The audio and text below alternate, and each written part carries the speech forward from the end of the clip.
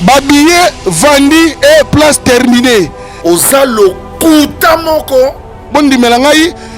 Mpiakate. Ils ont mpiakate. Non, il y a vendredi et bête qui plein parce que résultat artiste c'est ça batubaya. Il y a un objectif parce que ceux qui ba fan bazate ba il a encore dépassé qui ne sait pas à Abidjan. Alors qu'il était à quelqu'un qui pour na ba fan ba cinq concert le vendredi c'est bien bon.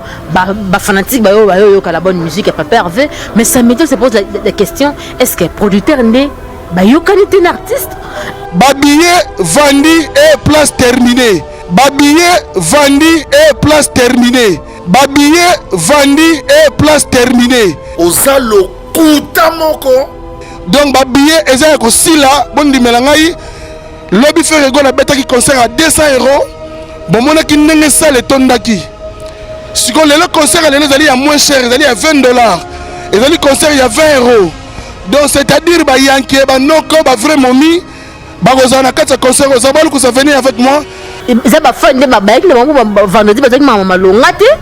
Toyebité. Question on a toujours mais joindre un peu bateau à payer mais pas fait tous on a téléphone té. Fallait pour pas du cap la merveille là ba voir tout c'est comme ça qui to comme casse concert et si bisco bon le concert pas perveux par rapport à 2 jours vendredi puis samedi premier jour à concert vous me qui bien bravo l'artiste à ça qui plein choses qui toko impeccable en tout cas bravo papa Hervé dans ça qui toko on peut ça qui bana tout ya Abidjan mais c'est quoi ma grande surprise dans les concerts il y a les 13 mbilinga raté de me ça ba calcul avait mission ça loana et kotara 3500 personnes mais moi j'essayais de compter avec Nami Sapinanga je ne sais pas si il va me courir à 100. Je me demande est-ce que concert on a pas faire non pour artiste va matin na podium to bien arrive sur ta presse président mata awa plein parce que ta presse pas faire bien que te presse ko ya te parce que moi au moins est-ce que parce qu'il faut te poser ma question on a ba image te na relax ça peut tu relisera moi tu relisera moi pas moins de 100 personnes au moins calcul combien de personnes bazangaki. Déjà artiste c'est ça le bien parce que sur la caméra du caméra tiens comme ça qu'on a soukati soukat bamol soukati souko et ça le maté au moins que peut ça fiasco Tracy Eleza il faut na yamba yo ki manga na ba téléphone et ça bien te mes concerts au betama qui vendredi en tout cas félicitations na frère Egola donc na yoka qui son likambo son kaka na yemba na concert kaka ndé na yoka na studio en tout cas côté on artiste alors ça qui nous mène dans le Koumouya, République démocratique du Congo, artiste et musicien Ferrego, en tout cas, félicitations vendredi. Toko Tandeli sur la samedi pour Tracy les ados qui m'ont le téléphone. Tracy les qui m'a parce que Bisu va ta presse te poser la question. Le qui dit papa Hervé, tu n'es pas Tracy. Tracy et Bisso et là on est ça qui est concert Rwanda et ça l'a annulé. On dit mimi la mboka la merveille. Ba bidja wana tu nda ma bête. Oh, dit comme ça il y a ça va plein. Ata bébé ta concert internet boya. Et bien éviter ce que ma famille on va message non pas père VT c'est ça la question et puis comment on met ça hein oui bien elle comment on met ça na et net tu vas tout ba message ko Ingrid ba message ko yo ka jugement parce que jugement tu dois na radio tu dois na ba téléphone tu vas me dire boto que on bon té parce que samedi suma ya non yate au moins samedi non yate c'est une question de organisation en fait ma question on a news faut que artiste na vendre ce qui temps il a commencé la page na que ba regrasa nango pour concert et betamité il a fallu ça peut tout il y a qu'on na bateau à faire voyager artiste donc producteur pour la nini tout ça la boy fait que artiste ayo kana déjà au moins tout pays francophone il faut tout ça nango té ba coloniser sur le français ba soit kala français té mais ce que biso langue na biso normalement na mboka il fait qui tout le français normalement il faut tout français on a coloniser biso ba belge kasit mais quand tu balances biso sikoyo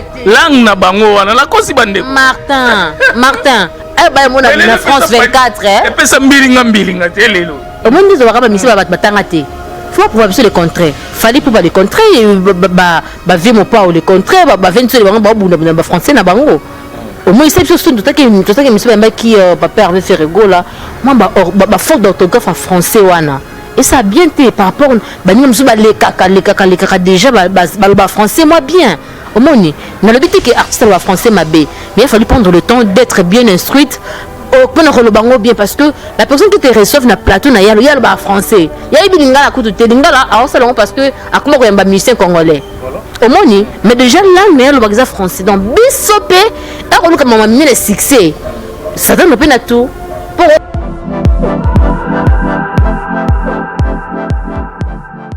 J'ai le plaisir de vous annoncer la vente en ligne de ma collection Kofi Olomide.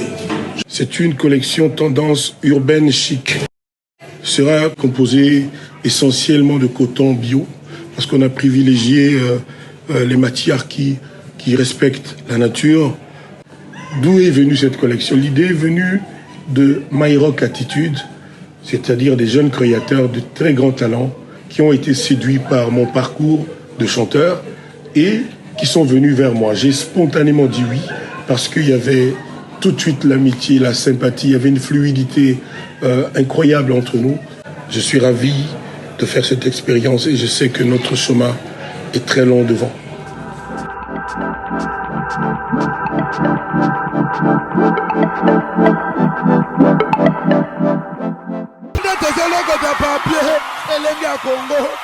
Glody Diasiga, la mignonne, hey, la mignonne, Tracy Mbelenga bro, Tracy Mbelenga bro, Kata. Vraiment, il est drôle ce garçon. Chérie, faut suivre. Le master beat. Mais pourquoi tu Finis la réflexion. Tu ne vaux rien, tu ne fais rien, sors de chez moi. Bima! Je suis ton mec. Yo!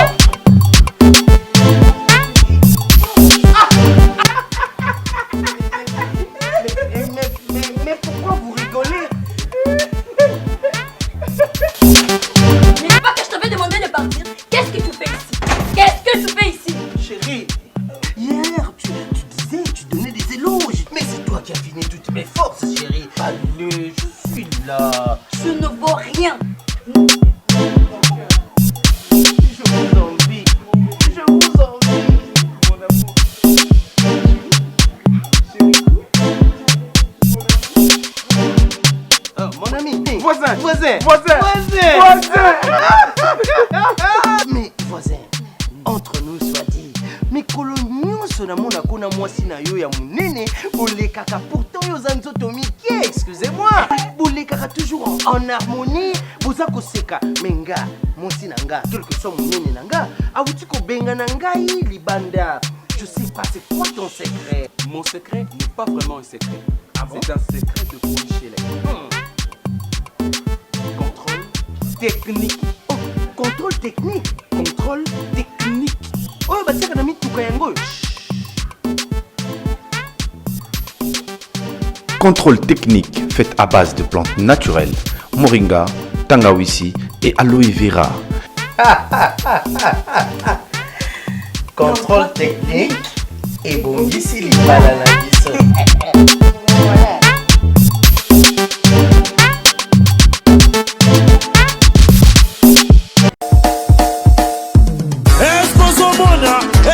Yoka, Pomade Awatoza, Yamani Kole Malonga.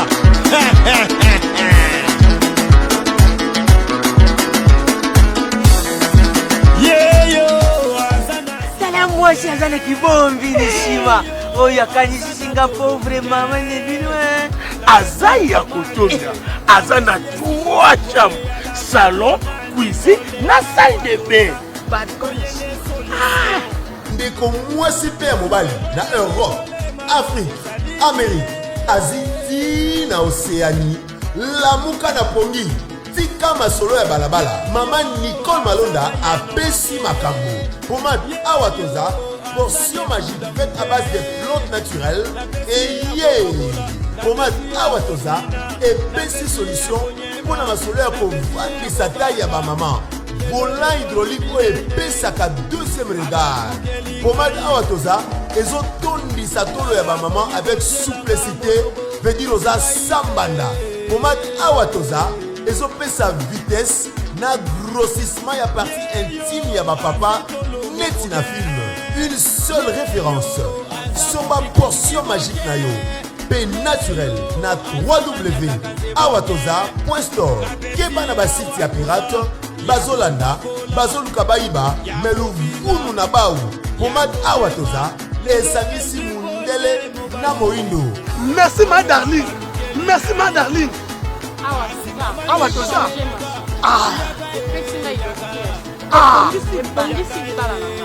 Na awa toza. Ba mama ba sepeli, ba papa ba sepeli. Yaga. Manicole yaga. Manicole na bakola. Bonjour mesdames et messieurs, bonjour encore à tous les Congolais de partout. On est au Talabiso na Elenga Congo TV, chaîne Moko na Katia, République démocratique du Congo. Martin Engi, double vitesse à fusée. Toujours continuer toujours. Moussa Nabiso Ndenge Sengeli pour SCP Savrima. Karel Nduka o Azali Kotalabiso Igesta. Donc triple nationalité Igesta na peso Bambo Théâtre. Merci na Chukuma papa na baby Bambo Théâtre. Merci Lisusu na DJ Tobis président yaba DJ na Changu. DJ Tobis na peso Bambo Théâtre. Merci na RM Romel Mosengo Mobutu Bambo Théâtre ndotala biso. Merci pe na Teddy Lupemba na peso Bambo Théâtre. Moi si kitoko na Katia Ferlandez Karsha Sadik la reine Karsha Sadik Bambo Théâtre. Merci Lisusu na Fabio Lamadidi na Katia Bruxelles Ser Moro ya kilo ya poids na peso pe Bambo Théâtre ensemble na maman Anto Alut Antoinette Bambo Théâtre Freddy Madidi azotala biso. Alors lelo toko solali solo ya artiste émission na biso mingi pe ya Ferregola et puis Fali pour patoro beta pe en kaka po balobi semaine oyo e uti koleka Abidjan et Indaki Côte d'Ivoire et Indaki et puis Cameroun toko solango pe li solo ya international pour na artiste émission na biso balobi mikolo show na show Abidjan ezalaki nde ko inda toza vraiment ensemble na Vitaline Neto Solane vraiment na kati ya émission na biso na Elenga Congo TV. Bonjour. Bonjour Martin, bonjour à ma téléspectatrice, nous sommes partout le monde entier, abonnez tout à Elenga Congo. Mbote na bino ba gros bisous en tout cas analyse de biquet tout ça ça maïe la maïe les peuple Seleng. Voilà. Alors moi si qui toko Vitaline boni d'abord maramnios. Non, ça va très bien, le travail ils évolue très bien après un moment à repos, santé belaki, bah tu peux y venir mandambu, bah mon a un peu d'internet.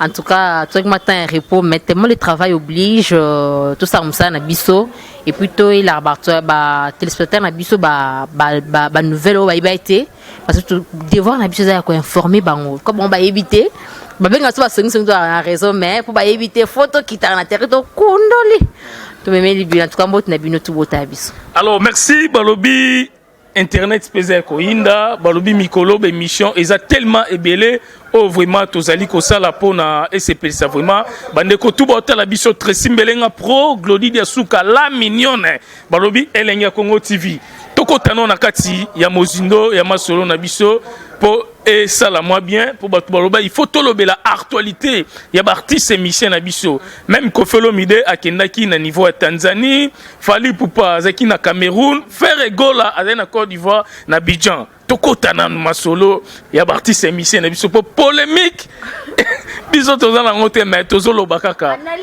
analyse nelikambo analyse est-ce que ozomona ba mission na biso bazokende ndenge ni évolution na bango déjà na artiste na biso à Congo déjà bravo na artiste na biso bosa msa kitoko ba tombola ka drapeau mboka soki mninga sa eloko esimbi tozana na rapona ko applaudir pour na ko jeter beaucoup de fleurs main so peut vraiment koko soeza toyé pour micro bakangela biso ngote to ya to sala analyse na biso to lobby en tout cas agenda culturel oya ba mission na biso pese kitoko kofi le quadre korama na asai musa kitoko fallait pour pas du cap la merveille ba wario tout ba sai musa kitoko makas concert et simbi ko to bolé concert pas perveux par rapport à 2 jours vendredi puis samedi premier jour à concert vous me bien bravo l'artiste à ça qui plein choses qui kitoko impeccable en tout cas bravo papa Hervé na musa kitoko on peut ça qui bana tout ya Abidjan mais ce qu'on ma grande surprise dans mon concert il y a les 13 naki mbilinga raté de me ko ça ba calcul avait mission salwana et kotara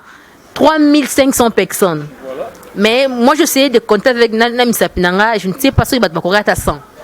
Je me demande est-ce que concert on a pas faire non pour artiste va matin na podium to benga ki ba biso ta presse président mata awa plein ce que ba ta presse pas faire benga ki était presque yate apo parce que moi au moins ce que parce qu'il faut te poser ma question déjà toi qui annulation un concert mpia kate les mpia kate non, il y a vendredi et bêta ça qui plaît parce que résultat artiste c'est ça batubaya. Il y a un objectif parce que ceux qui ba fan bazate ba il encore dépasser qui ne sait pas à Abidjan. Encore qui n'était à Kenya qui pour na ba fan ba senge concert le vendredi c'est bien bon. Ba fanatique ba yo la bonne musique a pas pervé mais ça me se pose la question est-ce que producteur né ba yo qualité d'artiste ça ba fan né ba ba qui vendredi ba mama longate to yebité question wana to me ko joindre un peu bato à payer mais pas fait tous on a téléphone té tozo meka tozo te ba même ce loco balingi to yeba ko balingi to yeba bis to se basé kaka na effet oyo que bato ba koti concerté c'est un téléphone il y a un téléphone ko bato ba poso yoka combien de personnes ba côté na concert au moins tout ça il va calcul artiste à ça ça na vendredi beti ça me dit problème ni causé pour abeta concerté et ça l'a annulé et ça me pire que ça parce que bato ba continuer au monde qui sala au monde sala on a ba image te na ko la que ça pète to les sangwa to les sangwa pas moins de 100 personnes au monde calcule combien de personnes bazangaki déjà artiste c'est ça bien parce que sur la caméra oui caméra tiaka zokuna sukati suka bamol sukati suka et ça le maté au moins que peut ça fiasco Tracy Eleza il faut na yamba yozo ki manga na ba téléphone et ça bien te mes concerts au betama qui vendredi en tout cas félicitations na Ferrego là donc na yoka qui son likambo son kaka na yemba na concert kaka ndé na yoka ki na studio en tout cas côté on artiste alors ça qui mounene dans le Koumouya, République démocratique du Congo, artiste et musicien Ferrego, en tout cas, félicitations vendredi. Toko Tandeli Sola samedi, pour Tracy les ados qui m'ont le téléphone. Tracy ados qui m'a parce que bisu ta presse te poser la question, le qui dit même pas pervé, tu n'es pas Tracy. Tracy et bisa biso et là on sait que concert wana et ça l'a annulé. Pour ba tuba qui na bango début no monde ka que ça son artiste na biso ba quantité ah c'est la fiasco parce que tout le monde a Abidjan du cas parce il y a polémique té comprendre en Cameroun beaucoup on dit mimi za mboka ya merveille ba Abidjan wana tout nda mabete oh du cap so ya ça va plein ata bébé ta conseil internet boya et na habité est-ce que ba français on ba message non pas VT c'est ça la question et puis comment message hein oui bi elle comment message ya net bato ba message ko ka Ingrid ba message ko ka jugement parce que jugement de règle na radio ne doka na ba téléphone to e vendredi boto ki on bon té parce que samedi suna ya non y a té au moins samedi non y a té c'est une question de organisation en fait. Est-ce que artiste qui temps il y a qu'on s'organiser pour un résultat est ça meilleur na concert na c'est ça aussi la question qu'il faut se poser ba question on a news faut que artiste na vendre dans qui temps il y a commencé la page na que ba grâce à nango pour concert et betamité il a fallu ça peut temps il y a qu'on na bateau à faire voyager artiste donc producteur pour la nini tout ça la boy il faut que artiste ayo kana déjà au moins na moko ko ya biso boy date bi que musique tout ça au top au moins moi concert samedi qui mboka batu misusu pe mboka na belé babanga République démocratique du Congo ba bi que tozana ba artiste minene ba Kofolo Mide ba Fali Poupa ba Ferrego là ba Weranson ba Jibem Piana ba Fabrigas ba bina Philippe bango babanga ba kusi disa match pe bango au moins babanga biso makasi parce que surtout que ça la ba plein voilà au moins il a kala ba 27 ba ça ba kufa ba ni ce que j'ai époque ba pervé ba Fali Poupa ba Inos Bi ba Gez Mawete pe Mawete ba tutu wana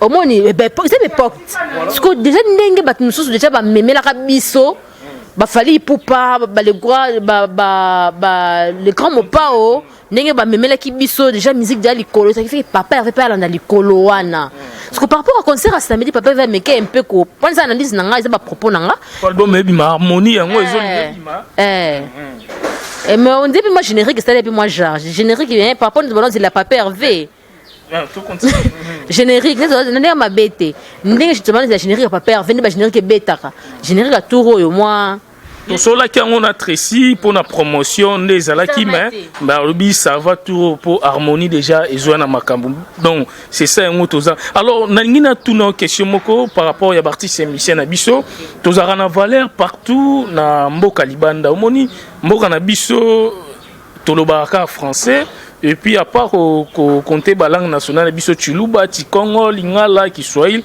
mais monde République démocratique du Congo, biso en anglais, biso ratolobaka français.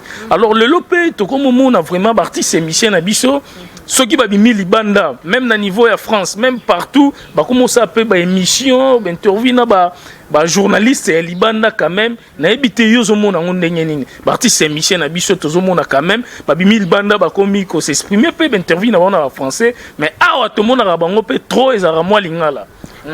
Eza question ya milliers. Et puis ça a question de bazola biso grandeur en fait. Voilà. Quand on reçoit ils ont des mots sur Yambi, garçon mort à Betara. Nous c'est l'année émission. Ils attendent des mots c'est la na ranson au moni. Parce que est-ce que dans les bandes, bah marabiso déjà par rapport à musique là dans l'écolo. Parce que vous avez des voix bah musique na biso.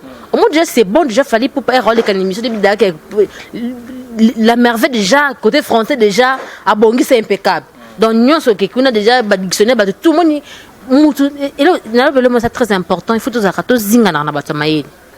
Parce que Belge coloniser biso. Tout pays francophone il faut tout bosser na ngoté. Bat coloniser soit français. Papa soit kalaba français mais ce que biso langue na biso normalement na mboka il faut qu'il le français. Français normalement. Il faut tout français. Bana ba coloniser biso. Ba belge. Kassit.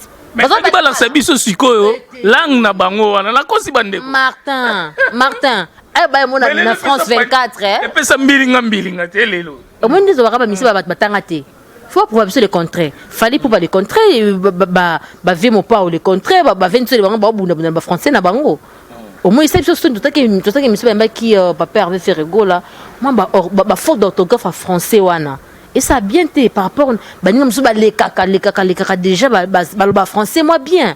Au moins, dans le but que l'artiste soit français mais il a fallu prendre le temps d'être bien instruite bien parce que la personne qui te reçoit na plateau na yalo yalo ba français. Ya ibilinga la kutu te lingala a salon parce que akuma ko yamba musicien congolais. Au moins, mais déjà langue na yalo ba français donc bisopé et ko luka mama mine succès. Ça donne peu na tout. Pour au moins d'autres vidéos mon attaque na tout sa chaîne bino pekaka. Ba ti de comment pas interview moi en anglais. Oui bien on dit. On va interviewer en mode. Mon pas comme quoi. Me dit. Elle comme en français, Baptiste n'a biso. Oh c'est que si. Et c'est que si. Au moins il faut toujours attendre. Il faut toujours attendre le cours supplémentaire et comment on. On est qui anglais mais soit en français les gars m'ont pas barré. Indica. On va biso ngam. Va mettre dans les confit hein. Au moins il faut ba mission mais na ba batika ba moi déjà moi côté ngama ya faire rigoler na émission wana les autres batikali ba c'est l'exemple exemple quoi ba fali pour pas hein faut attendre français ba yo kana pena na ba journaliste tu peux aller chercher un musicien un homme politique à toute ma question na yo l'accent ma question c'est par rapport à se préparer na ba réponse na ye tu vois azana ba bureau et to benga ba bureau biso ba journaliste za premier ba musicien journaliste amuto yebima mingi ma bis comme sur internet on va mission na bisoté mais le comment peut ba mission le style le comment mission il faut en aka parlant bien kulata moi si kitoko France 24 est bon on a quand on réunit toutes ces choses là mais tout cas c'est bien bon nous c'est bien bon OK na mora ya bazao kuna okubanaza mnoni hein tous à fierté et tout ça musique na biso c'est bien to bina ba jugement tout ça ba nzembo tout est bien mais on attend aussi autre partie sous artiste Alex Biso quand même drapeau mboka ndenge miso kendi omoni eza faute ya bakoko na biso ya faute ya bakoko na biso te ya volonté mutu na alingi oyeba ndete ya volonté ende tinga bona ebina yelo tinde na yaboye na kende na ifasik ifasik pratique za raté tu as na théorie ngamona liwe fort na ngam non ozi na libe londeni baba na ndeni na sai be fort na reni be fort na lelo quand je présente mon émission quand même c'est bon tellement c'est le cas mais quand on fait l'émission et par rapport à succès mais na musala na succès musala pena su ba chiope mutana pa ko za te omoni c'est très important on trop ba mission na biso ba négligera français ils ont frappé bango ba place musu bazo kende wa ils ont frappé te andika ba beta biso beaucoup misabiso ndebi on la rumba toke na français ndika et ba ben ba sopis parce que ba featuring tant ba mission ba bon et ça la ba manager kaka trop hein tout le monde a des managers ndake solo la kaka ou bien grandeur artiste bon va solo les nous sommes là featuring on ça na moto yo et puis ça makam et net nga mission na funa ya makam ya sous langue na sens bon artiste mo atinga kaso yibino to sko ele kama français te d'ailleurs le bam noni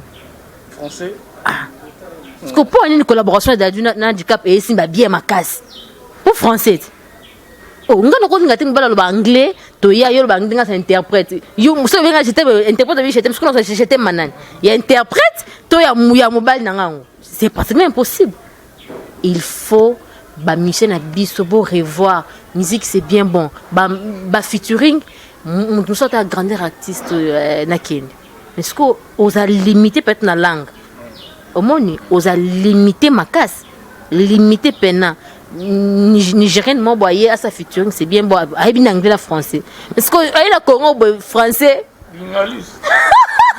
français pena pena bo na bon na ngati na français on le gars interprète ya lingala français au moni elle est ndebo tanga te ba komelie au Kenya presque coûte $1 million allez interprète bina au coûte à 500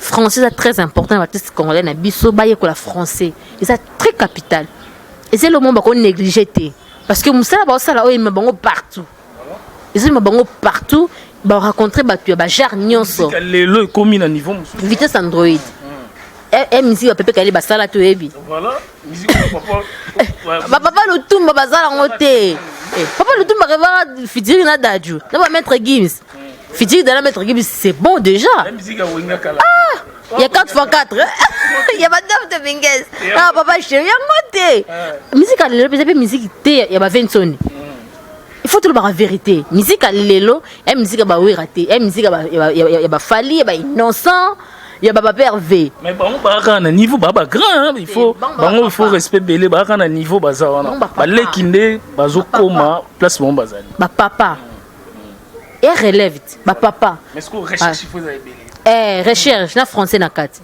surtout français pe no beta CT na rosela ngata boy français et bosko soyebi na to sande kini bakuru ezali Martin o sa bondeni o so par na bon makasi bondeni émission no taille de talete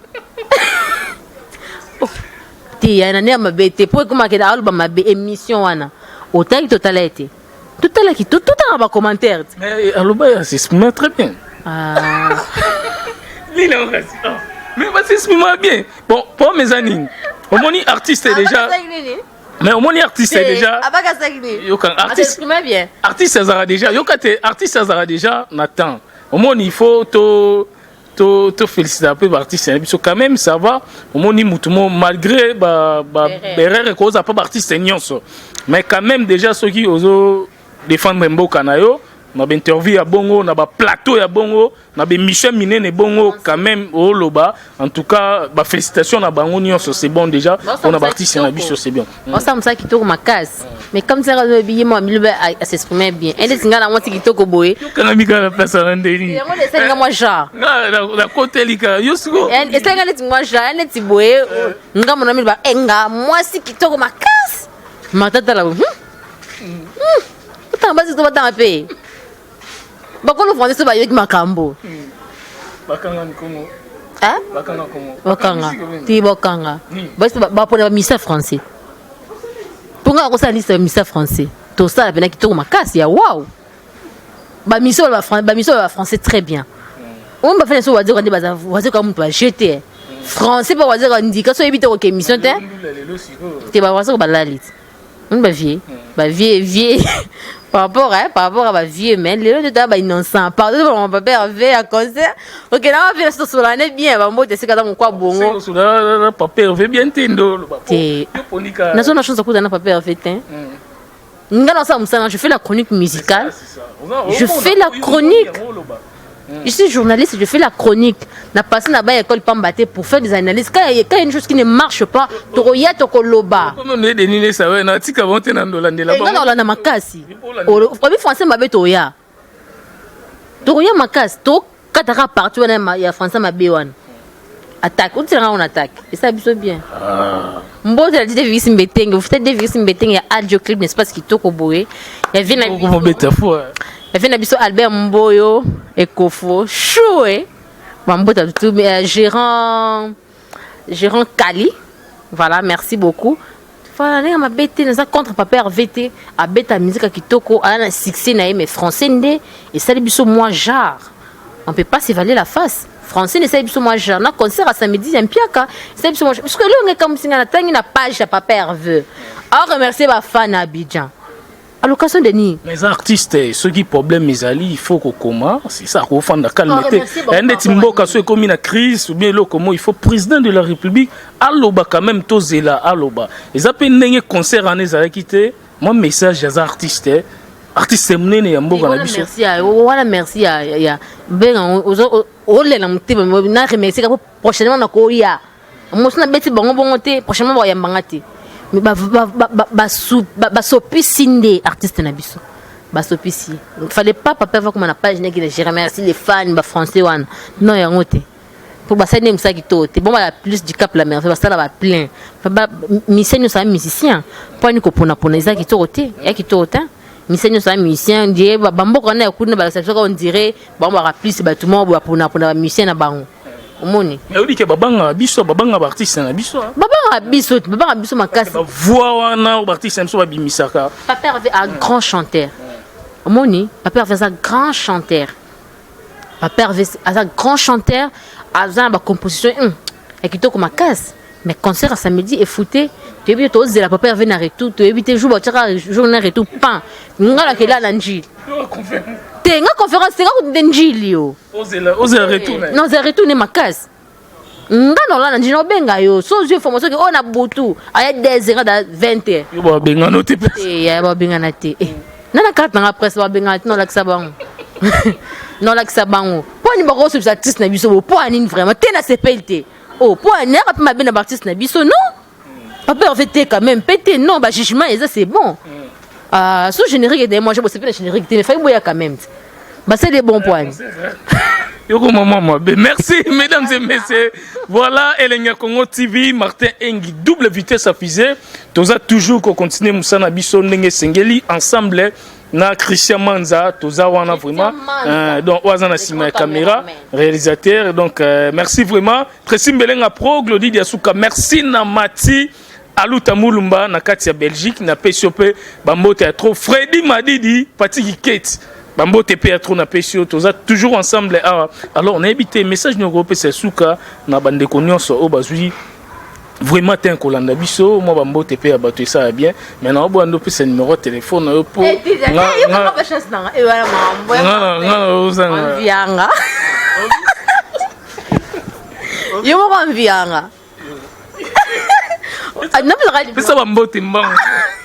Voilà, merci beaucoup à notre joueur qui est na biso. Moi c'est Vitaline Sombi VIP de la presse. Je salue madame Aïcha Koko.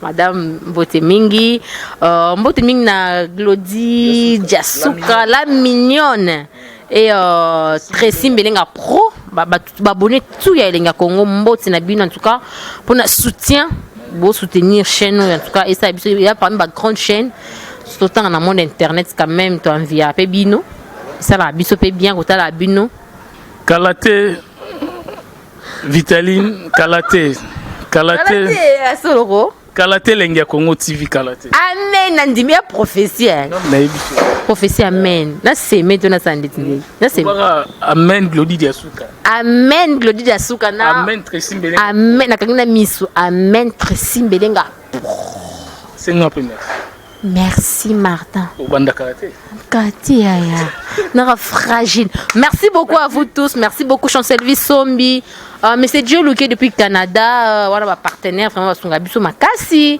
na ba concert en tout cas beau s'abonner na ceux qui na les aiment tout le monde na ba propos en tout cas beau excusez parce que déontologie na nzatina na chrétien mais je fais juste les analyses par rapport à fait et mon en tout cas bravo l'artiste Papa Hervé ceux qui échoué les lots depuis quel lobby il faut réussir parce que tu es big grandeur na yo nous na biso awa En tout cas, tout acoustique du match, l'homme de Bolinga Dubaï, acoustique du match.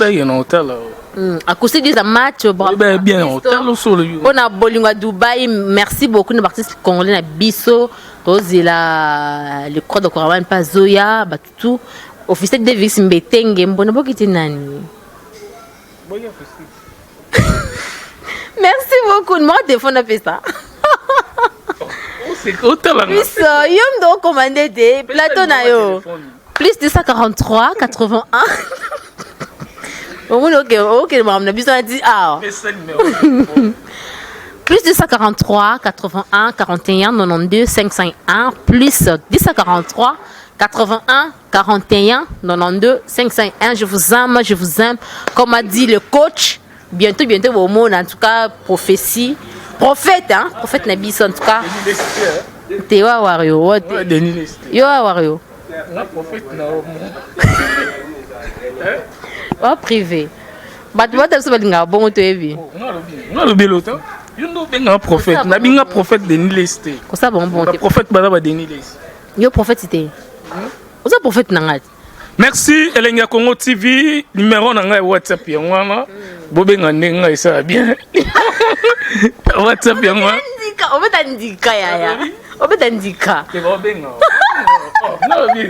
Merci vraiment Elenga Congo TV. Donc toza ensemble, to continuer toujours boulot na biso ndenge esengeli. Karisha Sadik la Finlandaise, na s'appelle vraiment makasi Irisha Sadiki, Karisha Sadik, sangi selanga bango nyonso wana ba jeune fille Finlande wana, bana pembe wana, bandeko famille Sadiki nyonso wana na bana obwaka batu. Na obwaka. Merci, otika madame.